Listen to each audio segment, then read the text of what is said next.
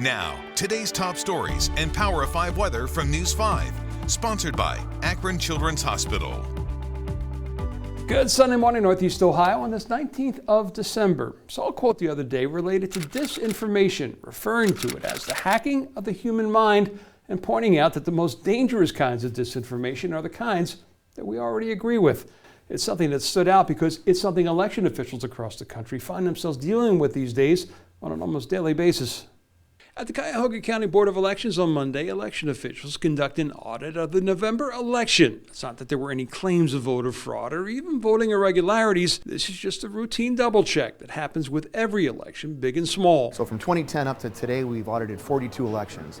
And we do it because, one, we want the public to have confidence in what we do, but we also want to make sure that we're doing it right. Sitting in on the process this day is the state's chief elections officer, Secretary of State Frank LaRose. He says the greatest tool against disinformation is, well, actual information. The more light you can shine on a process like this, the better. As a result of some of the misinformation swirling around, I've had people reach out to me on social media and say things like, we should audit the election every 4 years. And I always laugh about that. Every 4 years, we do it about every 4 months. Ohio escaped the 2020 election scrutiny that other states have come under, in large part because of former President Trump's 8-point win here. Still, LaRose likes to point out that in 2020, 5.9 million votes were cast in Ohio, and his office found just 13 people who were identified as non-citizens who voted, and referred to the Attorney General for possible prosecution. That would be the smallest percentage of all votes cast. So it's not impossible to commit voter fraud. It's impossible to commit voter fraud without us knowing that you did it. And that's the bottom line about why we have so many different safeguards and checks. Still, LaRose knows this distrust in the election process has created an interest in the election process, and that's not necessarily a bad thing. In many cases, they're interested for the wrong reasons. Maybe they've watched too many YouTube videos with false information about elections or whatever else. But this gives us, as election officials, an opportunity to do some civics education, to make sure that the public knows that processes like this occur. And if you have election concerns, LaRose urges the greatest education is to get involved in the process, become a poll worker, and see firsthand the protections that are in place. Well, one of the elections that they were checking out in that video is the November mayoral election of Justin Bibb, who takes over the reins at City Hall in just 2 weeks. But this past week is one he won't soon forget. For newly elected Cleveland Mayor Justin Bibb, the 6 weeks since winning the election have been filled with meetings of all types, mainly across the city he will soon lead, but those on this day taking place at a different address, 1600 Pennsylvania Avenue. What was it like to walk onto those grounds and into that building? It was awe-inspiring. You dream about the moment to be able to walk into the West Wing with the president as a kid who loved following government and politics, and to get that kind of time with President Biden as well as Vice President Harris truly was a dream come true for me. Bibb, one of 10 newly elected mayors invited to the White House to meet with administration officials, cabinet members, and the like. But you got to meet with the president. Yes. We got to meet with President Biden.